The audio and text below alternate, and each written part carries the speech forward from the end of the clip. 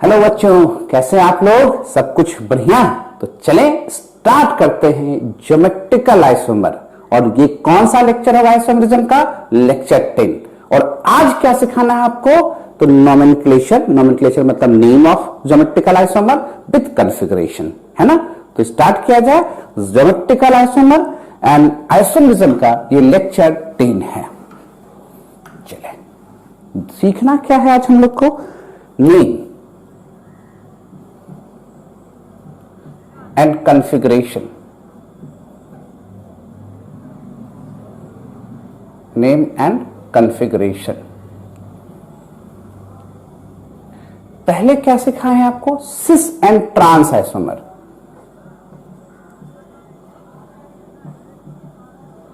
Sis and trans isomer.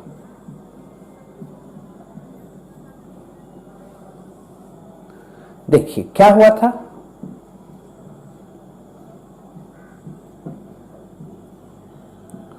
Isomerism का condition तो आप जानते ही हैं, अब कंडीशन बताने की तो जरूरत है नहीं।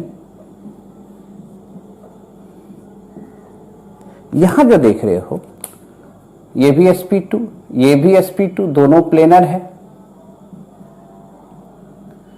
सिस होने के लिए क्या है? दो सिमिलर ग्रुप एक साइड होना चाहिए, सेम साइड होना चाहिए। इसका नाम क्या लिखते थे? सिस ब्यूट2ई। और इसको क्या लिखते? दो सिमिलर ग्रुप अपोजिट साइड है तो इसको क्या कहेंगे? ट्रांस ब्यूट2ई। क्लियर? यहां पर तो कोई दिक्कत नहीं है। अगर ध्यान से देखिएगा, यहां CH3 यहां Cl कर देते हैं, ये अभी भी डिफरेंट है, अभी भी डिफरेंट है। तो अगर पूछते अब इसका क्या नाम है, तो देखो दो सिमिलर ग्रुप अभी भी सेम साइड है तो इसको सिस ही कहेंगे। पर नाम लिखने वक्त ध्यान क्या देंगे? 1 2 3 4, इसका नाम होगा 2 क्लोरो ब्यूट2ईन। पर है कैसा? सिस। और इसी का ऐसा रहता कि अगर इधर CH3 है, इधर H है, इधर क्लोरीन है, इधर CH3 है, इस फॉर्म को क्या कहते? ट्रांस। और नाम क्या लिखते? ट्रांस 2 क्लोरो ब्यूट2ईन। क्लियर? अभी भी सिस ट्रांस कह रहे हो, पर अगर ऐसा हो जाता, ध्यान से देखो, इधर फ्लोरीन, इधर क्लोरीन, इधर ब्रोमीन, इधर आयोडीन, क्या ये ज्योमेट्रिकल आइसोमर दिखाएगा? तो आप कहेगा बिल्कुल दिखाएगा। क्यों दिखाएगा ज्योमेट्रिकल आइसोमर? तो ज्योमेट्रिकल आइसोमर दिखाने का पहला शर्त क्या है? ये दोनों ग्रुप अलग अलग होना चाहिए। अलग है कि नहीं? ये दोनों ग्रुप अलग अलग होना चाहिए। अलग है कि नहीं है? क्या हम सिस और ट्रांस वर्ड लिख सकते हैं? सिस और ट्रांस तभी लिखेंगे जब दो सिमिलर ग्रुप, अगर सेम साइड है तो सिस, अपोजिट साइड है तो ट्रांस। यहां पर देखो HH भी सेम था, CH3 भी सेम था।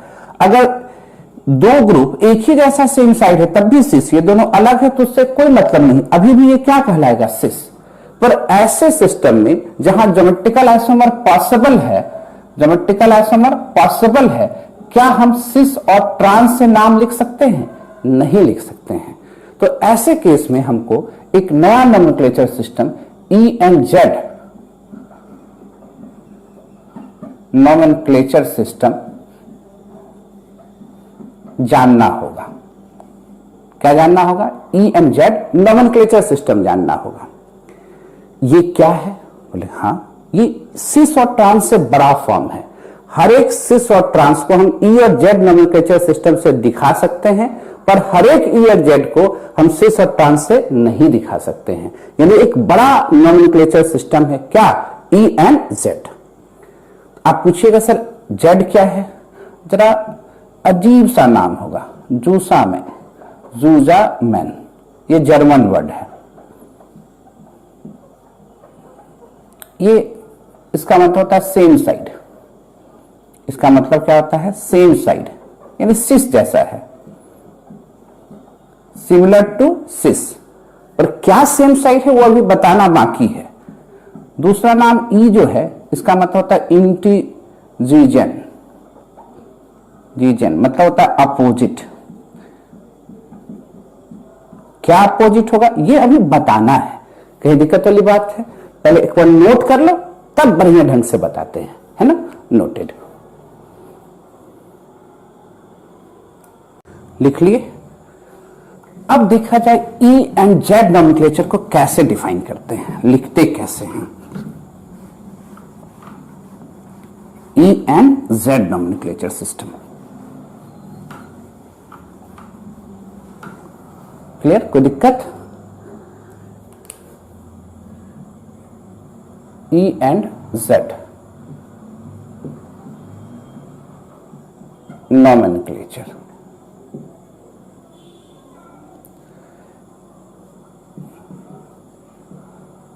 this system based on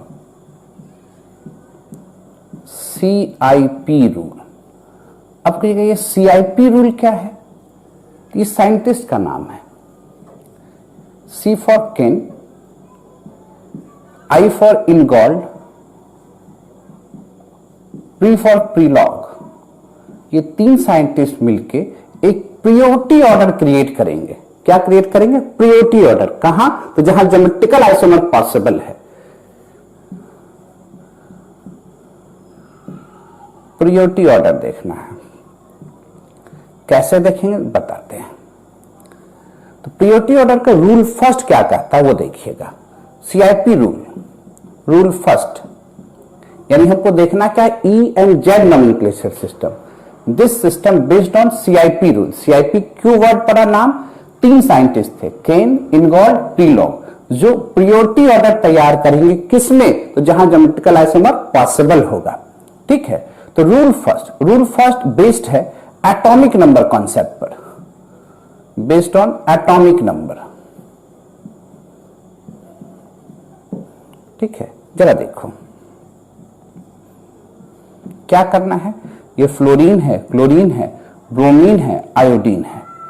ये क्या कहता है कि अगर हम ये चारों ग्रुप है, इस चारों ग्रुप में हमको प्रियोरिटी देखना होगा, तो आयोडीन का प्रियोरिटी सबसे आगे आएगा क्योंकि उसकी एटॉमिक नंबर सबसे ज्यादा है। तब कौन आएगा? ब्रोमीन, तब कौन आएगा? क्लोरीन, और सबसे पीछे क्या होगा? फ्लोरीन। पर जब यहां नॉमेनक्लेचर देखना हो तो इसको दो पार्ट में बांटिए, ये पार्ट अलग और ये पार्ट अलग, है ना। अब देखिए कि फ्लोरीन का एटॉमिक नंबर 9, क्लोरीन का 17। हैवी कौन है? नीचे वाला, इसको स्टार कर दो इससे। ब्रोमीन और आयोडीन में हैवी कौन है? आयोडीन, इसको स्टार कर दो। दो हैवी सेम साइड हैं, इसलिए ऐसे सिस्टम को हम लोग क्या कहेंगे? जेड। और यही जब अपोजिट हो जाता, इस तरह से लिखा रहता, सॉरी, आयोडीन, ब्रोमीन, इसको रहने देते फ्लोरीन, क्लोरीन। अब देखो इस दोनों में हैवी कौन है? तो आप कहोगे क्लोरीन। यहां कौन हैवी है? तो कहोगे आयोडीन। दोनों क्या है? अपोजिट है, इसलिए इसको क्या कहेंगे? ई फॉर्म कहेंगे। कोई दिक्कत? ज्योमेट्रिकल आइसोमर तो है ही। अब इसका नाम कैसे डिफाइन करेंगे? ई और जेड से, सिस और ट्रांस से नहीं करेंगे। हर एक सिस और ट्रांस को हम लोग ई और जेड से डिफाइन कर सकते हैं। जैसे अभी आप देखिए कि CH3H,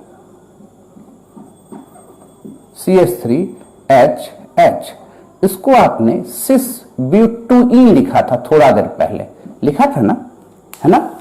तो क्या हम इसको EZ में लिख सकते हैं? तो बिल्कुल। H और कार्बन में पहले सेंटर एटम को देखेंगे, किसका एटॉमिक नंबर ज्यादा है? ऊपर वाले का ज्यादा है, यहां भी ऊपर वाले का ज्यादा है। तो दोनों हैवी सेम साइड है, तो इसको क्या कहेंगे? जेड। तब तो आप कहिएगा सर सिस और जेड दोनों एक ही होता है। हम बोलेंगे ये बात दिमाग में सेट नहीं करना है। सिस और ट्रांस एक अलग नॉमेनक्लेचर सिस्टम है, ई एंड जेड एक अलग नॉमेनक्लेचर सिस्टम है। ये कभी मत समझना है कि जहां सिस होगा वही जेड होगा, ये दिमाग में मत सेट कीजिएगा। देखिए ना क्यों कहते हैं, वो प्रूव करके दिखाएंगे। ठीक है, अब जरा देखो इसका नाम क्या लिखेंगे? 2Z ब्यूट2ई। तो ट्रांस वाला भी कर देते हैं, CH3H।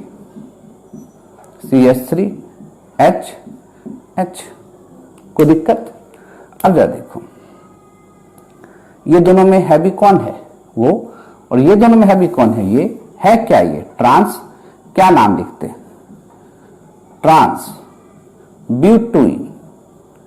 और दो हैवी अपोजिट साइड है तो क्या लिखते हैं? ई। और ऐसे क्या नाम लिखते हैं? 1 2 3 4, तो 2E ब्यूटुइन। तब तो आपके दिमाग में जरूर ये बात बैठेगा कि जो ट्रांस होगा वही ई होगा। ये बात दिमाग में बैठाना ही नहीं है। आप कहिएगा सर आप क्यों ये बात बार बार बोल रहे हैं कि ये दिमाग में बैठाना नहीं है? तो हम बार बार कह रहे हैं ई और जेड एक अलग नोमेनक्लेचर सिस्टम है, सिस और ट्रांस एक अलग नोमेनक्लेचर सिस्टम है ना? यहां देखो CH3 सिंगल बॉन्ड है, CH3 और Cl में कौन हैवी? Cl। H और CH3 में कौन हैवी? CH3। दो अपोजिट है तो क्या पढ़ोगे? E। पर सिस और ट्रांस में इसको क्या पढ़ते? दो सिमिलर ग्रुप सेम साइड है तो इसको क्या पढ़ते? सिस। दोनों अलग हो गया कि नहीं हो गया? तो क्या हमेशा रखना चाहिए ऐसे? नहीं ना? तो क्या नाम लिखेंगे इसका? 2E 2 क्लोरो ब्यूटुइन। क्लियर है? डाउट है कहीं पर? एकदम ध्यान से देखिए। क्लियर? पहले नोट कीजिए तो और एग्जाम्पल पुट करते हैं।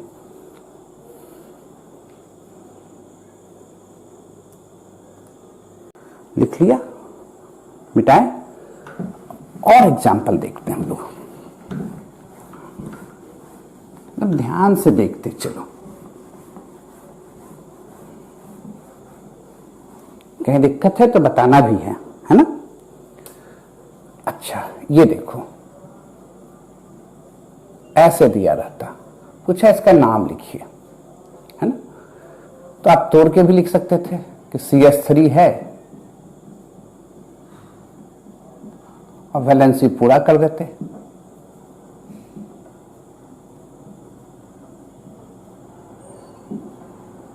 है ना? इसे क्या कहते हैं हम लोग? ट्रांस। इसे क्या कहते हैं हम लोग? ट्रांस। क्लियर? अच्छा ये देखो, ट्रांस ट्रांस तो हो गया। ई और जेड में क्या कहते हैं? हैवी कौन है? CH3। H और कार्बन में कौन हैवी है? ये कार्बन, तो इसको क्या लिखते? E। क्लियर? अब इस डबल बॉन्ड पर आओ, ये भी तो ज्योमेट्रिकल आइसोमर दिखाएगा, दोनों डबल बॉन्ड ज्योमेट्रिकल आइसोमर दिखाएगा, है ना? अब जरा देखो यहां देखते तो H और कार्बन में हैवी कौन है? कार्बन, है ना? और इस H और कार्बन में हैवी कौन है? ये, तो इसको भी क्या लिखते? E। क्लियर? अब किधर से भी नाम करेंगे तो 1 2 3 4 5 6, दो पर डबल बॉन्ड है और 4 पर है और दोनों डबल बॉन्ड एक्टिव है। नीचे से भी नोमेनक्लेचर करते तो वही आता 1 2 3 4 5 6, है ना? तो क्या नाम लिखना चाहिए? ऐसे लिखते ट्रांस ट्रांस 6 बार, हेक्सा 2 4 डाइईन। और ऐसे क्या नाम लिखते? 2E 4E hexa 2 4 diene. कोई दिक्कत? अगर ऐसा हो जाता, ध्यान दीजिए, ऐसा कर देते, ठीक है? अब कहता है इसका नाम लिखने के लिए CH3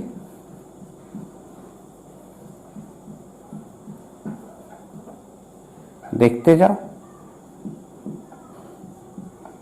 ऐसे लिख सकते हैं। ये क्या है? तो आप कहते भैया ये तो ट्रांस है। और ये क्या है? तब तो आप कहते भैया ये सिस है ना? नंबरिंग तो दोनों साइड से कर सकते थे। H और कार्बन में हैवी कौन? कार्बन। H और इस कार्बन में हैवी कौन? ये।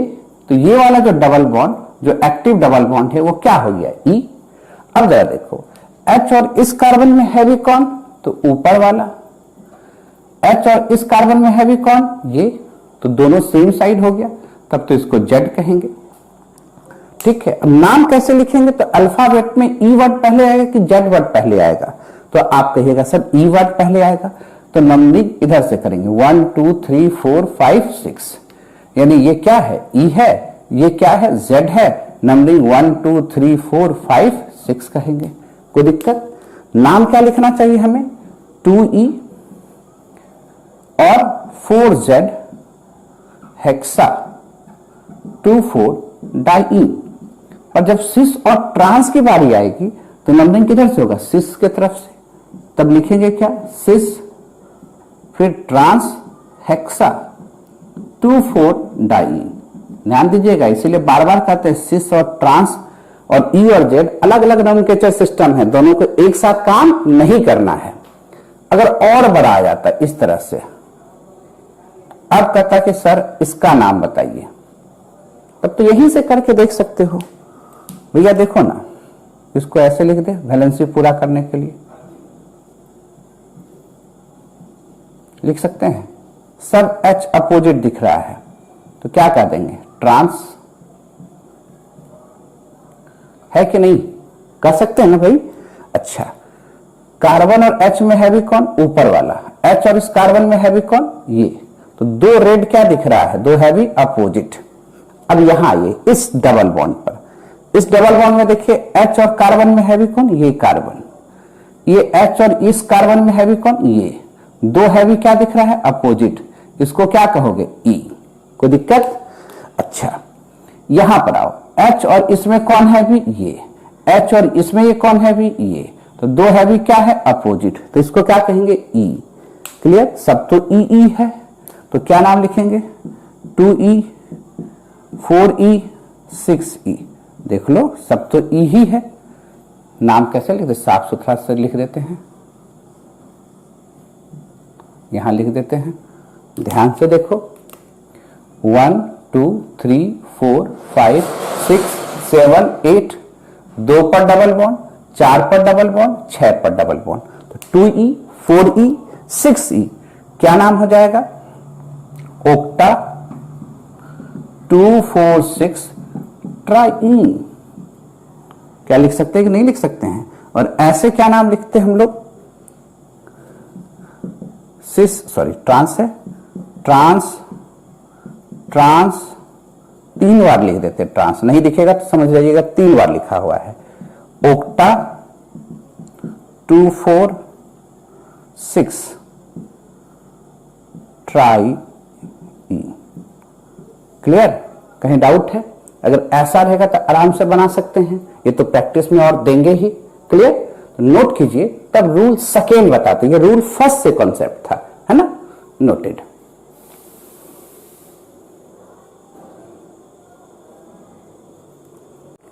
लिख लिए, मिटाया जाए। अब देखो, सीआईपी रूल का सिर्फ यही यूज नहीं करेंगे, इसको ऑप्टिकल आइसोमर में जब आरएस नोमेनक्लेचर सिखा रहे होंगे तो वहां पर ही सीआईपी रूल का यूज करेंगे।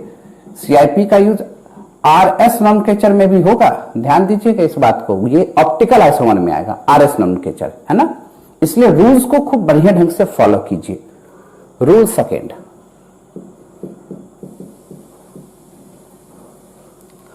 अगर आइसोटॉप आ गया, in case of isotope, in case of isotope, isotope किसको कहते हैं ये बात तो जानते ही हैं, एटॉमिक नंबर सेम होगा, मास नंबर अलग अलग होगा।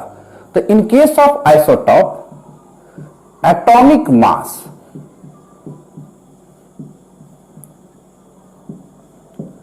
Decide the priority order, priority order, atomic mass decide the priority order। ठीक है, अब जरा देखो,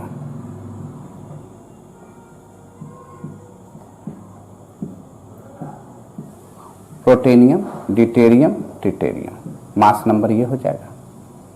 सबसे ज्यादा कौन हो जाएगा, जिसका मास नंबर ज्यादा होगा। अगर कार्बन 6 12 है, कार्बन 6 14 है, तो कौन हो जाएगा, 14 वाला। अगर ऑक्सीजन रहता 8 16, 8 17 भी होता है, 18 भी होता है, तो 17 का यूज कम करते हैं, तो ऐसे हो जाएगा।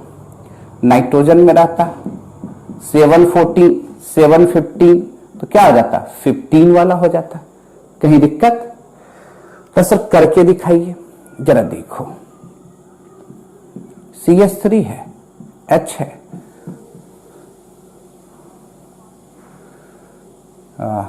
CH3H है, यहां D लिख दे, यहां T लिख दे।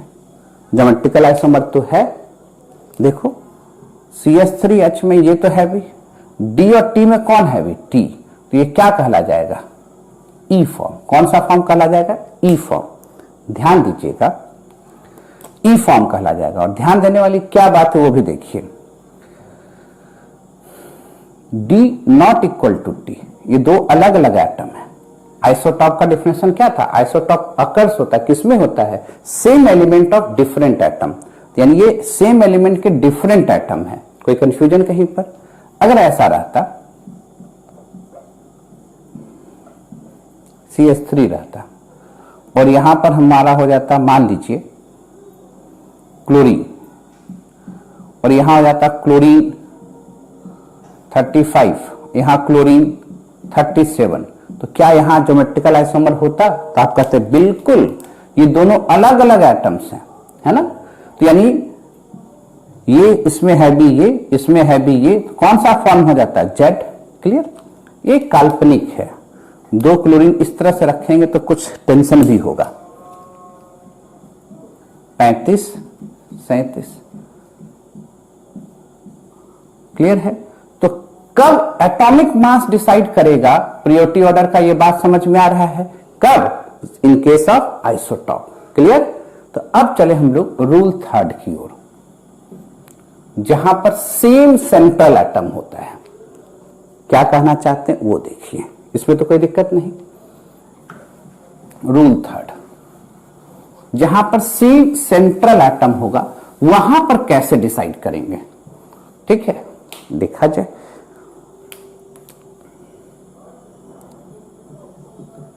In case same central atom, तब कैसे डिसाइड करेंगे?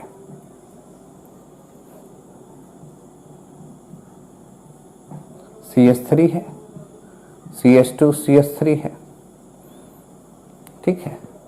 यहां पर मान लीजिए CH2 Cl है, CH2 Br है, सब तो अलग अलग है, तो ज्योमेट्रिकल आइसोमर पॉसिबल है, इसमें तो कोई दिक्कत नहीं है। तो जब सेंट्रल एटम यहां भी कार्बन, यहां भी कार्बन, यहां भी कार्बन, यहां भी कार्बन, तब ऐसे केस में next atom, next triplet set को देखते हैं। कार्बन की वैलेंसी 4, तो एक तो डैश से पूरा ही है, अब 3 जो एटम है उस पर डिसाइड करेगा। तो इसको आप ऐसे करो, ये कार्बन जो है, इस कार्बन के साथ 3 एटम कौन जुटा हुआ? हाइड्रोजन, हाइड्रोजन, हाइड्रोजन, है ना। तो अब डिसाइड करने वाला कौन है? कार्बन के बगल में लगे हुए रेस्ट 3 एटम है। 4 बॉन्ड तो कार्बन बनाएगा ही, एक तो सबके साथ डैश है, बाकी 3 एटम जो है उसका ऑर्डर दिखाएगा। जरा देखो, इस कार्बन में देखो HHC, कोई दिक्कत? यहां क्या देखेंगे? HHCl, यहां क्या देखेंगे? HHBr। अब ये दिखाओ, यहां तीनों H है, यहां एक C है, तो हैवी कौन हो गया? नीचे वाला। क्लियर? यहां क्या दिख रहा है? Cl है, यहां क्या दिख रहा है? Br है, तो हैवी कौन हो गया? नीचे वाला। इस फॉर्मेट को क्या कह दोगे? Z कह दोगे। कोई दिक्कत? अच्छा, ये बताओ, OH है, OCH3 है, यहां पर CH2 CH3 है, यहां पर CH CH3 है। कैसे डिसाइड करना चाहिए? अब देखो, O के साथ क्या कनेक्टेड है? H, और यहां O के साथ क्या कनेक्टेड है? C। तो यहां O के साथ H कनेक्शन में है और यहां कनेक्शन में क्या है? C। तो हैवी कौन हो गया? नीचे वाला। अब इस कार्बन के साथ 2H 1C है, तो इस कार्बन के साथ 2H 1C है, और यहां पर 1H 2C है। क्लियर? 1H 2C है, तो कौन हैवी हो गया? नीचे वाला। तो 2 हैवी सेम साइड है, तो क्या कह दीजिएगा? Z। कोई कंफ्यूजन कहीं पर? अच्छा, ये आ गया इस तरह से। CH3 इधर आ गया OH, यहां आ गया आपको CH2 CH3, और यहां पर आ गया NH2। अब कौन डिसाइड करेगा? तो अब तो पहले एटॉमिक नंबर, पहले तो एटॉमिक नंबर। कार्बन और ऑक्सीजन में कौन? ऑक्सीजन। इस कार्बन और नाइट्रोजन में कौन? नाइट्रोजन। 2 हैवी सेम साइड है, तो क्या कह दोगे? Z। कोई कंफ्यूजन है क्या? अच्छा, ये बताओ, यहां होल 2 हो गया, NH2 हो गया, यहां पर CH2OH हो गया, यहां पर CH2CH3 हो गया।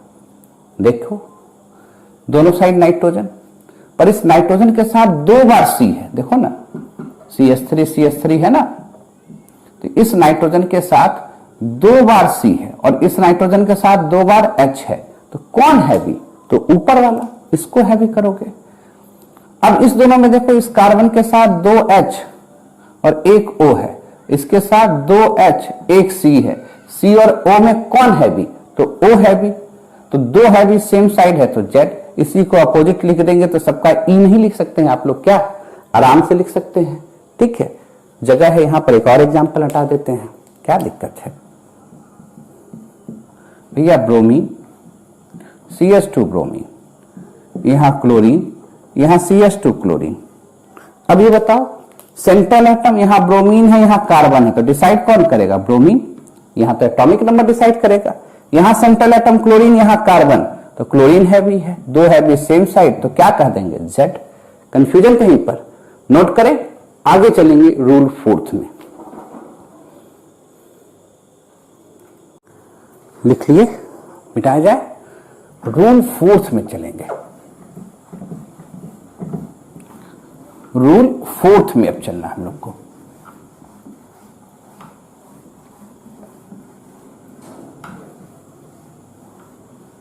ठीक है, रूल 4th की ओर चलेंगे। अब क्या आ जाए?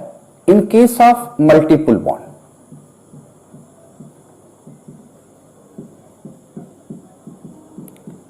मल्टीपल बॉन्ड ध्यान देंगे, मल्टीपल बॉन्ड में करना क्या है? हमेशा हमको कार्बन को सैचुरेट सिस्टम में देखना है। जैसे ये देखा हुआ है, इस तरह से दिया हुआ है, तो इसको आपको कन्वर्ट करना होगा। क्या कन्वर्ट करना होगा? सैचुरेटेड सिस्टम में। डबल बॉन्ड को सैचुरेटेड सिस्टम में कैसे कन्वर्ट करेंगे? तो इमेजिनरी एटम क्रिएट करेंगे, इसको फेंटो एटम कहते हैं या डुप्लीकेट एटम कहते हैं। ये CIP साहब सिखाए हैं, ठीक है। अब क्या ये तो हकीकत में दिख रहा है, डबल बॉन्ड को 2 बार A से जुटा हुआ है। इसका मतलब डबल बॉन्ड मतलब कहने का मतलब कार्बन 2 बार A से जुटा हुआ है। एक बार तो दिख रहा है, एक बार इमेजिनरी दिखाइएगा, डुप्लीकेट दिखाइएगा, है ना। उसी तरह A भी कार्बन से कितने बार कनेक्टेड है? 2 बार। एक बार तो दिख रहा है, एक बार डुप्लीकेट दिखाना है। क्लियर? अगर ट्रिपल बॉन्ड रहता इस तरह से, तो कहने का क्या मतलब होता? जो कार्बन जो है वो A से 3 बार कनेक्टेड है, एक बार तो दिख रहा है, 2 बार डुप्लीकेट दिखाएंगे इस तरह से। और A भी कार्बन से 3 बार कनेक्टेड है, एक बार तो दिख रहा है, 2 बार डुप्लीकेट दिखाइएगा। क्लियर? अगर आपके पास ऐसे लिखा हुआ है CH डबल बॉन्ड CH2, तो इसको तोड़ के लिखिए, कार्बन, ये तो दिया हुआ है। अब इसका मतलब हुआ कि ये एटम इससे 2 बार कनेक्टेड है, एक बार तो दिख रहा है, एक बार डुप्लीकेट दिखाइए। ये भी इससे 2 बार कनेक्टेड है, एक बार तो दिख रहा है, एक बार डुप्लीकेट दिखाइए।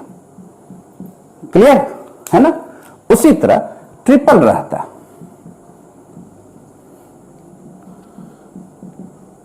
एक बार तो दिख रहा है, 2 बार दिखाइए, 3 बार कनेक्टेड होगा। उसी तरह ये भी इससे 3 बार कनेक्टेड है, एक बार दिख रहा है, 2 बार दिखाइए, है ना। अगर आपसे पूछता है कि अच्छा ये बताओ एल्डिहाइड है, कैसे दिखाओगे? ध्यान से देखो,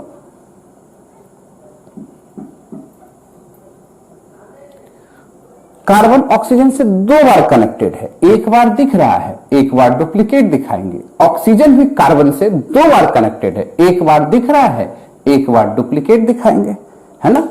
अगर ऐसा आ जाता कि एसिड है, इसको लिखना है, तो कैसे लिखते? तो क्या करते हम लोग?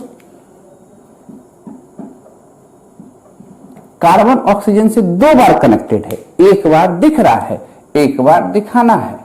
उसी तरह ऑक्सीजन कार्बन से 2 बार कनेक्टेड है, एक बार दिख रहा है, एक बार दिखाना है। क्लियर? अगर मान लीजिए इस तरह से रहता है एमाइड, तो कैसे दिखाते हैं? आराम से दिखाते हैं। कार्बन ऑक्सीजन, कार्बन ऑक्सीजन से 2 बार कनेक्टेड है, एक बार दिख रहा है, एक बार दिखाना है, इमेजिनरी, डुप्लीकेट, फेंटो, है ना।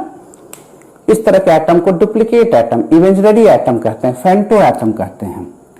ऑक्सीजन भी कार्बन से 2 बार दिख रहा है, तो एक बार तो दिख रहा है, एक बार इमेजिनरी ब्रैकेट में करके दिखाए, कहीं कोई दिक्कत। अगर इसी तरह से मान लीजिए हम लोग के सामने N C double bond NH दे देता, CH डबल बॉन्ड NH दे देता, तो क्या करते, दिखाते।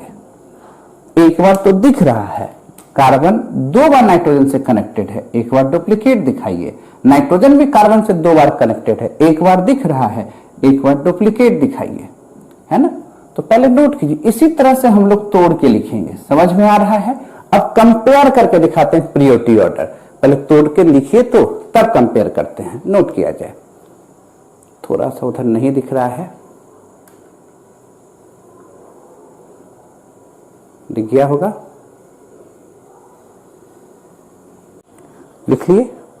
अब देखिए इसका यूज कैसे करेंगे हम लोग प्रियोरिटी ऑर्डर में। ध्यान से देखते चलिएगा, इसका यूज सिर्फ यहां ही नहीं है, RS नोमेनक्लेचर जब सिखाएंगे तो वहां पर भी होगा, इसलिए खूब अच्छे ढंग से देखिए। C triple bond CH, double bond दे दिया और सिंगल बॉन्ड दे दिया। पूछा ऑर्डर क्या है, आराम से करके देखते हैं।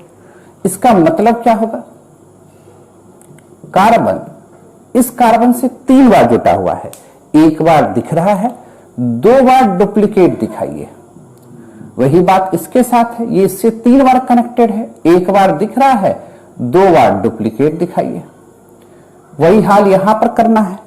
ये कार्बन इससे कितने बार कनेक्टेड होगा, 2 बार, एक बार दिख रहा है, एक बार और दिखाइए। ये भी इससे 2 बार कनेक्टेड है, एक बार दिख रहा है, एक बार और दिखाइए।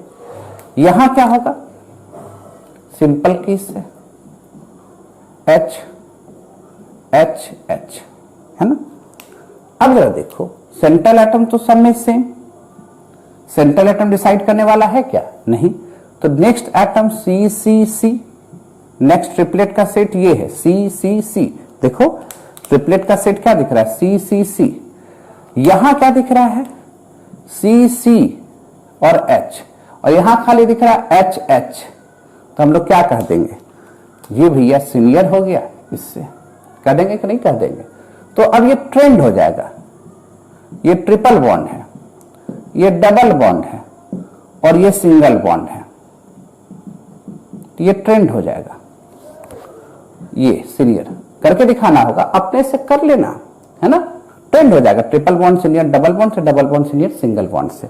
इस तरह से देखेंगे अगर ऐसा केस आ गया तो। इस केस में अगर एल्डिहाइड है और अल्कोहल है तो ट्रेंड बना लेंगे, कोई दिक्कत है। पर अगर इसी तरह से आ जाता कि नहीं SH है, OH है, Cl है, अब इसको सजाइए, तो फिर वापस वही रूल, सेंट्रल एटम अलग अलग है ना। तो हैवी कौन हुआ, क्लोरीन, तब कौन SH, तब कौन OH। बार बार हम इसलिए लिखते हैं कि ये सब रूल सीखने के बाद भूल मत जाइए, पहला रूल वही है। अगर सेंट्रल एटम अलग अलग है तो एटॉमिक नंबर डिसाइड कर देगा, है ना। सेंट्रल एटम सेम है, मास नंबर अलग अलग है, तब तो एटॉमिक मास डिसाइड कर देगा। सेंट्रल एटम सेम है तब ये कहानी करना है ना। और खासकर मल्टीपल बॉन्ड में कहीं कोई दिक्कत। और देखिए एग्जाम्पल, इसको नोट कीजिए और एग्जाम्पल दिखाते हैं आपको इसमें।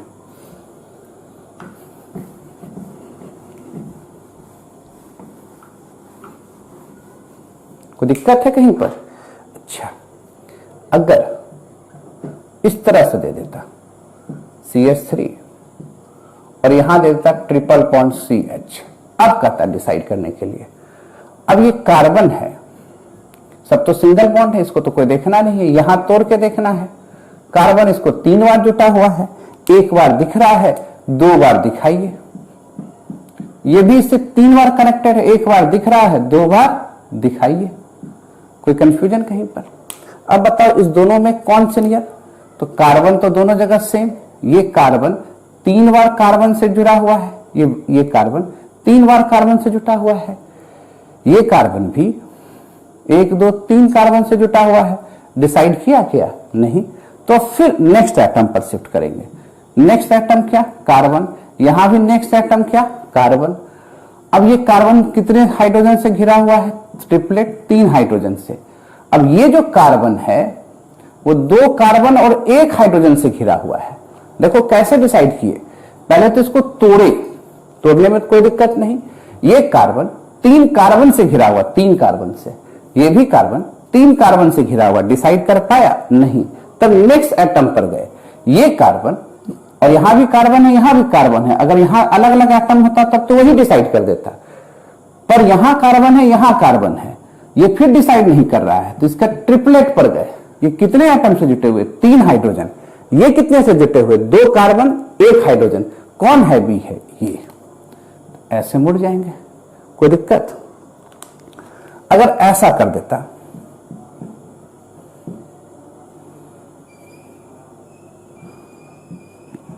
ये डबल बॉन्ड के साथ आ जाता, तो डबल बॉन्ड को तोड़ेंगे, 2 बार जोड़िए, एक बार दिख रहा है, एक बार दिखाइए,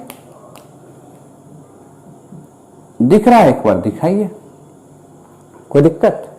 अब ये carbon, central atom carbon carbon, 2 carbon 1 hydrogen, 2 carbon 1 hydrogen, यहां भी दिख रहा है 2 कार्बन 1 हाइड्रोजन। देखो ना, 2 कार्बन 1 हाइड्रोजन। तो बगल वाले एटम पर आए, यहां भी कार्बन, यहां भी कार्बन।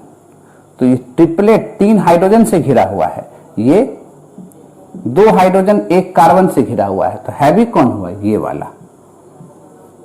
कोई दिक्कत? अच्छा, अब कहता है कि ये और ये डिसाइड कीजिए, इसमें और इसमें डिसाइड कीजिए। तो आराम से कर सकते थे। अब जरा देखिए कैसे डिसाइड हो जाता है। इसके पास 3 सी है, इसके पास 2 सी 1 एच है। तो अगर इस दोनों में कहता तो आप अपने से भी कर सकते थे, CH3 CH3 CH double bond CH2। Heavy कौन है? ये। क्यों? ये कार्बन कितने कार्बन से जुटा हुआ है? 3 कार्बन से जुटा हुआ है। और ये कार्बन 2 कार्बन 1 हाइड्रोजन से जुटा हुआ है। करके दिखाना होगा, नहीं ना? तो अगर इस चारों का ऑर्डर सजाना होगा तो कैसे सजाते? तो सबसे पहले ट्रिपल बॉन्ड, तब ये वाला, तब ये, और तब जाके लगता ये वाला।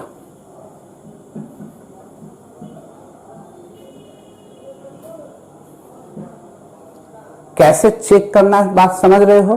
सावधानी हटेगी, दुर्घटना घटेगी। कोई कंफ्यूजन है क्या? और एग्जांपल पुट करके दिखाएं। एकदम अस्थिर से आगे पीछे करके 2 बार 3 बार करोगे, आराम से समझोगे। क्लियर है? नोट कीजिए। तो और एग्जांपल दिखाते हैं।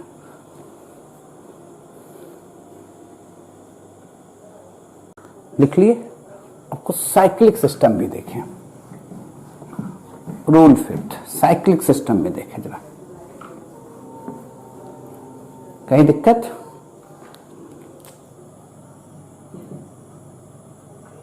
साइक्लिक में अगर 3 मेंबर रिंग है, 4 मेंबर रिंग है, 5 मेंबर रिंग है, तो जितना छोटा रिंग होगा उसका प्रायोरिटी ऑर्डर उतना ही ज्यादा हो जाएगा। क्यों होगा? बड़ा समझिए, है ना? यहां से चल रहे हैं, यहां से चलेंगे तो दोनों साइड तो सेम दिखेगा। यहां कार्बन, यहां कार्बन, अब यहां ये कार्बन आएगा, फिर काउंट यहां क्या हो जाएगा? टर्सरी कार्बन, 1 2 3, है ना? इसलिए प्रायोरिटी ऑर्डर में ये हो जाता है। पर हां, अगर इस तरह से रहता कि डबल बॉन्ड है और सिंगल बॉन्ड है, तब तो डबल बॉन्ड का इंपॉर्टेंस ज्यादा होगा ही। पर अगर हेट्रो एटम है, हेट्रो कहने का मतलब क्या? जरा देखो, इस तरह से है, तब ये कॉन्सेप्ट मत लगाना। अब देखो क्या है, यहां से ये तो सेम है, यहां से ये सेम है, पर यहां से तुरंत ऑक्सीजन मिल गया, पर इधर क्या मिल रहा है, कार्बन, तो सीनियर कौन हो जाएगा, ये है ना। फिर अगर ऐसा रहता, नाइट्रोजन है, देखते जाओ तो कौन हो जाता भैया, हमको ये डैश है, डैश मतलब जहां से कनेक्टेड होगा, ये तो सेम है, यहां कार्बन यहां कार्बन, पर इधर नाइट्रोजन है इधर कार्बन है, तो सीनियर कौन हो जाएगा, ये हो जाएगा। बोला सब नहीं समझे, एक करके दिखाइए। बोलिए श्रीमान कि अगर एक इधर रिंग हो जाए, इधर 4 मेंबर रिंग हो जाए, इधर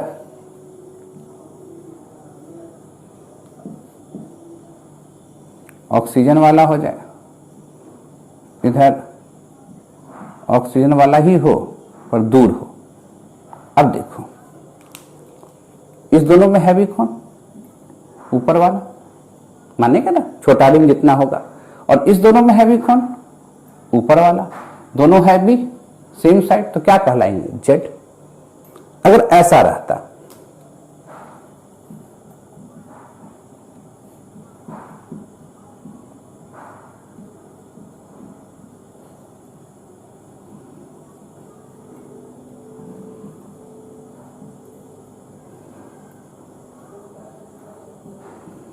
अब देखो तो इसमें कौन है भी, ऊपर वाला, क्योंकि बगल में ऑक्सीजन आ गया।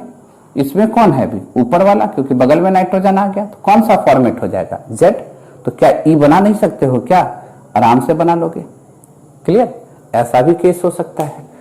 तो ये क्या समझे कि अगर हाइड्रोकार्बन है, हेट्रोकार्बन नहीं है, तब तो जितना छोटा रिंग होगा सिनेप्टिक टेबल में वो आगे आ जाएगा, क्लियर। अच्छा अब देखो रूल 6, रूल 6 हम लोग चल रहे हैं। अगर सिस ट्रांस में देखना रहे तो सिस, जेड ई में देखना रहे तो जेड डिसाइड करेगा, और आरएस नोमेनक्लेचर में देखना रहे तो आर डिसाइड करेगा। बोला सर क्या कहें, नहीं समझे, बड़ा समझो।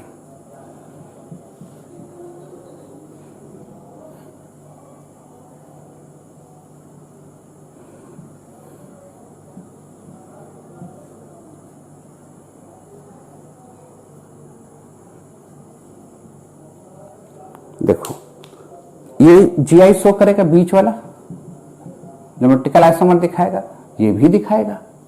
अब देखो ये H है, ये कार्बन है, ये H है, ये कार्बन है। H कार्बन में हैवी कौन, ये H कार्बन में हैवी कौन, ये कौन सा फॉर्मेट है, E। यहां देखो H है, कार्बन है, कौन हैवी, तो आप कहोगे ऊपर वाला। H है, कार्बन है, कौन हैवी, तो ये वाला। तो ये दो हैवी सेम साइड है तो कौन हो गया, जेड। ई और जेड में डिसाइड कौन करेगा, जेड। इस दोनों में कौन ज्यादा प्रायोरिटी ऑर्डर होगा, तो जेड वाले का, नीचे वाले का। अब यहां देखते हैं हम लोग एच एच, इस दोनों में हैवी कौन, ऊपर, इस दोनों में हैवी कौन, नीचे। ये कौन सा फॉर्मेट हो गया, ई। अगर दोनों ई हो जाएगा तो जेड बनाएंगे। इस डबल बॉन्ड को ऐसे कर देते हैं, H ये कार्बन। अब देखो H और कार्बन में हैवी कौन, ये कार्बन, इसमें हैवी कौन, ये कौन सा फॉर्मेट हो गया, जेड। ई और जेड में कौन ज्यादा प्रायोरिटी में होगा, तो जेड। तो अब दो प्रायोरिटी ऑर्डर वाला सेम साइड है, तो इसलिए कौन सा होगा, ये वाला, जेड हो जाएगा। ऐसे आप सीआईपी रूल लगाते रह जाएंगे तो संभव नहीं था। तो वैसे केस में कैसे डिसाइड करना चाहिए, अगर सिस ट्रांस लेके चल रहे हो तो सिस डिसाइड करेगा, जेड ई लेके चल रहे हो तो कौन डिसाइड करेगा, जेड। आर एस ले रहे हो तो कौन डिसाइड करेगा, आर डिसाइड करेगा। कोई दिक्कत वाली बात, कोई कंफ्यूजन, नोट कीजिए। तो कुछ और केस दिखाते हैं, लिख लिए। अब चले हम लोग इसमें सिन एंटी, सिस ट्रांस देख लिए, इजेड देख लिए, सिन एंटी भी देख लिए। एंटी नोमेनक्लेचर कब यूज करते हैं, ये यूज करते हैं कार्बन डबल बॉन्ड नाइट्रोजन। इस केस में नाइट्रोजन नाइट्रोजन डबल बॉन्ड में जी कोई ग्रुप है। कंडीशन तो यही होगा ज्योमेट्रिकल आइसोमर दिखाने का कि A not equal to B, G not equal to lone pair. अब देखो यहां एल्डिहाइड है, ये एल्डिहाइड है। अगर एल्डिहाइड रिएक्ट किया हाइड्रोक्साइल एमीन, हाइड्रोक्साइल एमीन से तो ऑक्साइन बनाता है, ये वाटर निकल जाएगा। इसका मैकेनिज्म डिटेल से हम लोग सिखाएंगे आपको एल्डिहाइड और कीटोन में। क्या ये जो प्रोडक्ट बना, जो वाटर यहां से निकल रहा है, ये जो प्रोडक्ट बना ये जीआई दिखाएगा कि नहीं दिखाएगा? तो आप कहिएगा हाँ दिखाएगा। हम देख ले आप लोग को दिखता है कि नहीं? हाँ दिख रहा है, जीआई दिखाएगा। अब ये सिस दिखाएगा कि ट्रांस दिखाएगा? इसको कहते हैं एल्डोऑक्साइन। अब यहां कंडीशन क्या है? फिक्स रूल माना गया है। क्या फिक्स रूल माना गया है? ध्यान से देखिएगा। अगर H, अगर ये मान लो लॉन पेयर है, ये OH है, तो यहां डिसाइड करने वाला फैक्टर H है और लॉन पेयर की प्रायोरिटी सबसे लेस मानी गई है। H और OH सेम साइड है, इसलिए इसको कहते हैं सिन फॉर्म। और ये अगर अपोजिट साइड हो जाता तो ये वाला फॉर्म को कहते हैं हम लोग एंटी। तो जैसे ये हो गया एल्डोऑक्साइन, अगर यहीं पर फिनाइल रिंग लगा देते इस तरह से, CH3 के जगह पर हम लोग फिनाइल रख देते, फिनाइल ग्रुप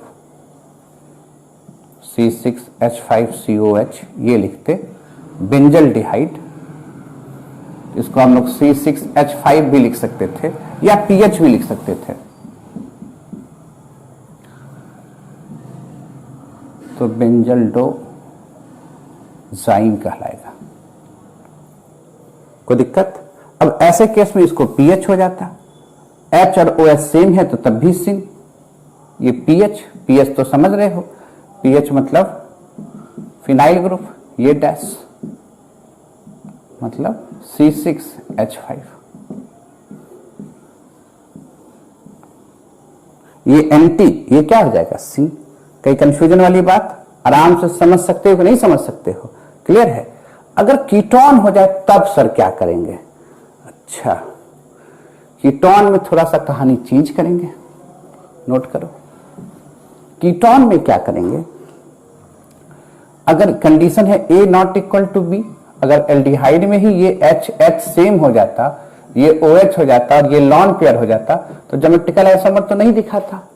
उसी तरह अगर ये कीटोन है, CH3 है, CH2 हाइड्रोक्साइल एमीन से रिएक्ट किया, कोई दिक्कत? वाटर निकल गया, क्या ये ज्योमेट्रिकल आइसोमर दिखाएगा? देखो तो ये OH है, ये लॉन पेयर है, तो आप क्या कहोगे? ये दोनों ग्रुप तो सेम हो गया, CH3 सेम हो गया, इसलिए geometrical isomer is not possible. तो ज्योमेट्रिकल आइसोमर पॉसिबल होने के लिए क्या करना होगा? ऊपर भी दिख रहा होगा, देखने एक बार, दिख रहा है सबको? ज्योमेट्रिकल आइसोमर पॉसिबल होने के लिए क्या करना होगा हम लोग को? यहां पर ध्यान से देखो, कोई कंफ्यूजन कहीं पर? अब क्या करते हैं, दोनों अलग अलग ले लो, C2H5। तब ऐसे केस में कहानी थोड़ा कॉम्प्लेक्स हुआ। यहां पर EZ लिखना आसान काम होगा, सिन एंटी लिखने के लिए थोड़ा सा आपको समय लगाना होगा। इसमें क्या समय लगाना होगा? देखिए, तब लिखना होगा कि अगर हम CH3 ऐसे घेर दिए, CH3 और OH लेंगे, लोन पेयर से ज्यादा प्रायोरिटी हमेशा ग्रुप का देंगे, चाहे वो हाइड्रोजन ही क्यों ना रहता। ये बात को दिमाग में सेट कर लो कि अगर A है, B है और यहां पर लॉन पेयर है और यहां H है, प्रियोरिटी में कौन ज्यादा हो जाता है? H। तब तो OH ज्यादा होगा ही। अगर ऐसे लिख दिए तब तो एंटी है, घेर के आपको दिखा दिया फिगर में, तब तो एंटी है। अगर ऐसे इसी कंपाउंड को ऐसे लिख दिया, घेर के दिखा रहे हो, नहीं नहीं ये दोनों जो है सेम साइड है, तो आप सिन भी लिख दिए। तो पूछा सर कैसे नाम लिखना चाहिए? देखिए नाम लिखने का तरीका क्या है, पहले किसका वर्ड यूज करते वो डिपेंड करता है। अगर तुम लिख रहे हो सिन वर्ड, तो सिन किसके रिस्पेक्ट में है? इथाइल के रिस्पेक्ट में है, तो लिखेंगे सिन इथाइल मिथाइल। और चूंकि ये जो ऑक्साइन कीटोन से बनता है तो कीटो ऑक्साइन कहते हैं, तो इसका नाम होगा सिन इथाइल मिथाइल कीटो ऑक्साइन। जैसे एल्डिहाइड से बना एल्डो ऑक्साइन, तो कीटोन से बनेगा कीटो ऑक्साइन। इसी कंपाउंड को अगर ऐसे लिखना रहता तो एंटी किससे है? तो भैया मिथाइल से, तो जिससे एंटी उसको पहले लिखना होगा। सिन इथाइल से था तो इथाइल सिन है, किससे सिन है भैया? तो OH से। एंटी, एंटी कौन है? मिथाइल, एंटी मिथाइल इथाइल कीटो ऑक्साइन। पर EZ में लिखना रहता तो देखो ध्यान से, CH3 और C2H5 में हैवी कौन? ये। इसमें हैवी कौन? ये। इसको क्या लिख देते? Z form. क्लियर? इसको तो आसान था EZ में।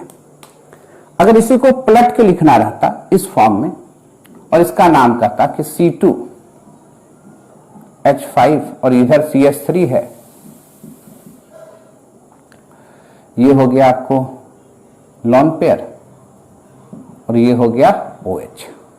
अब लिखिए भैया, अगर इसका नाम लिखना कहते तो EZ में तो तुरंत कह देते, दो हैवी अपोजिट साइड है तो E। पर सिन एंटी में लिखना रहता तो मिथाइल के रिस्पेक्ट में सिन है, तो अगर हम लिखते सिन मिथाइल इथाइल कीटो ऑक्साइन, कीटो ऑक्साइन।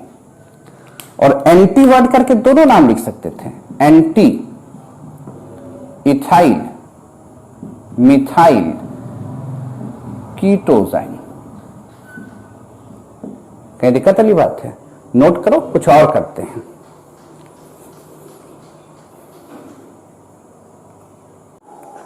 लिख लिए, मिटाया जाए, कुछ और केसेस में जोड़ा जाए। आराम से नोट करते चलिए।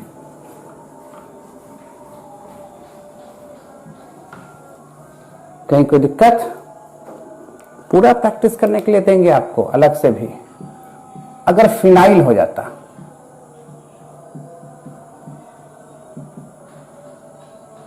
यहां OH है,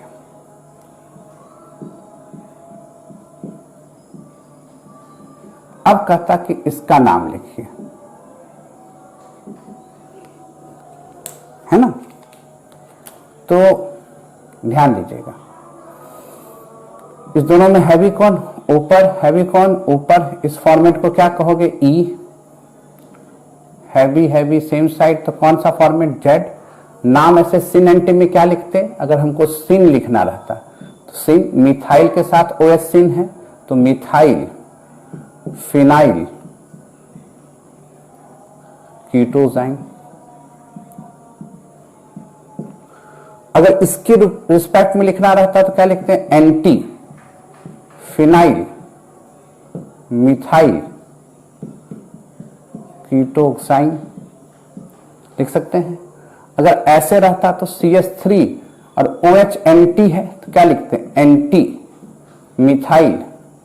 अब क्या लिखते हैं? जो एंटी है पहले उसका नाम लिखें, एंटी के साथ उसका नाम लिखेंगे, फिनाइल कीटोजाइन। अब देखो इसके साथ क्या है? सिन है, तो क्या नाम लिखेंगे? सिन फिनाइल मिथाइल कीटोजाइन। कहीं कोई दिक्कत वाली बात? अब इसकी जगह पर तो कुछ भी रख सकते हैं ना भैया। ये A है, A की जगह मान लो ना CH3 है, H है। अब जी कुछ भी रख सकते हैं। जब आप देखोगे एल्डिहाइड कीटोन में पढ़ाएंगे कि जी के जगह पर OH रखे तो हाइड्रोक्साइन, NH2 रख सकते हैं, इसके जगह पर फिनाइल रख सकते हैं,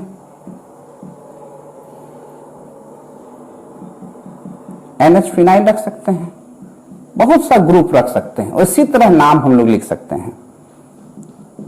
DNP वाला केस लिख सकते हैं 2,4 डाइनाइट्रोफिनाइल हाइड्राजीन, है ना। सेमी कार्बाजाइड लिख सकते हैं। ये जो ग्रुप आप देखिएगा इन सबका यूज करेंगे कहां, एल्डिहाइड कीटोन जब पढ़ा रहे होंगे तब, है ना। तो जी के जगह ये रख दीजिए, ये रख दीजिए, ये ग्रुप रख दीजिए, ये ग्रुप रख दीजिए, ये ग्रुप रख दीजिए। सबका CNT लिख सकते हैं कि नहीं लिख सकते हैं, EZ लिख सकते हैं कि नहीं लिख सकते हैं। लिखने का तरीका बता दिए। एक बार एल्डिहाइड है तो एक बार कीटोन रख लो या कुछ R कुछ भी रख लो, है ना। कीटोन में दोनों R ऐसे लिख दो, R डैश। खाली शर्त क्या है कि दोनों बराबर नहीं होना चाहिए, कोई दिक्कत। और जी बराबर नहीं होता है लॉन पेयर का, और लॉन पेयर से हमेशा जी का ऑर्डर ज्यादा होगा, कोई दिक्कत। EZ के लिए बताए प्रियोरिटी ज्यादा होगा। अब सीख लें नाइट्रोजन नाइट्रोजन डबल बॉन्ड वाला केस। इसमें कोई दिक्कत कहीं पर, पहले नोट कर लीजिए आराम से, तब नाइट्रोजन वाला केस ला देते हैं। ठीक है, मिटाएं, ले लो स्क्रीनशॉट फटाक से। अब चले एजो।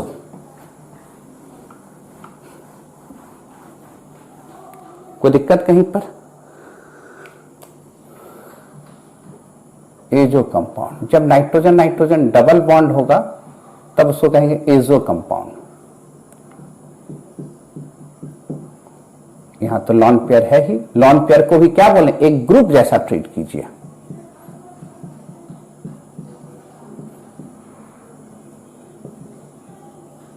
इसको क्या कहोगे, सिन। और जब ये अपोजिट हो जाए इस तरह से, इसको क्या कहोगे, एंटी। क्लियर है। अब जी के जगह पर जो मन कर रहा है आपको, फेमस हो गया फ्लोरीन वाला केस। लॉन पेयर नहीं भी दिया रहे तो समझ जाओ कि वही है, देने की जरूरत नहीं है। लॉन पेयर नहीं दिया हो तो घबराने की बात नहीं है, तो अपने आप समझ रहे बॉन्डिंग से। ये एंटी है, ये सिन है। अगर यहीं पर मिथाइल दे देता,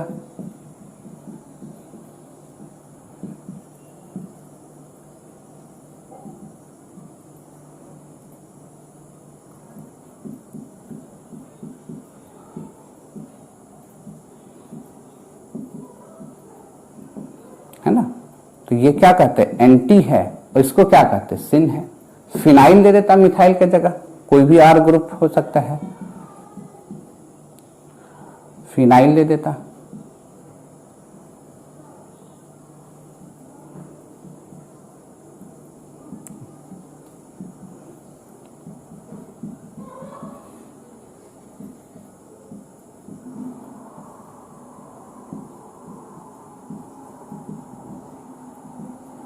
ये क्या हो जाता है आपको, एंटी हो जाता, और ये क्या हो जाता है, सिन। एंटी एजोबेंजीन, सिन एजोबेंजीन। कोई दिक्कत है, नोट किया जाए। तो कुछ और एक दो पॉइंट बताएं तब इंड करेंगे। लिख लिए, ना तो लिख ही नहीं सकते इसका, एंटी एजोबेंजीन, सिन एजोबेंजीन, नहीं, आराम से लिख लोगे। अब एक स्पेशल केस दिखाते हैं आपको। क्या केस दिखाते हैं कि ज्योमेट्रिकल आइसोमर सिंगल बॉन्ड के अराउंड भी पॉसिबल है। ये स्पेशल केस है। क्या है, स्पेशल केस है।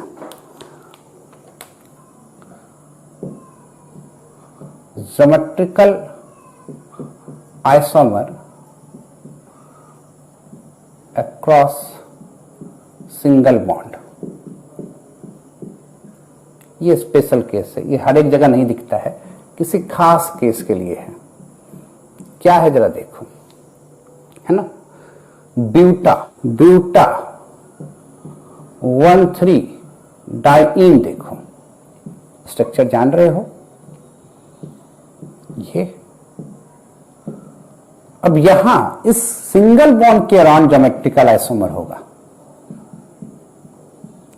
कैसे होगा, ध्यान से देखिए। हम इसको ऐसे भी लिख सकते हैं और ऐसे भी लिख सकते हैं, सिंगल बॉन्ड के अराउंड।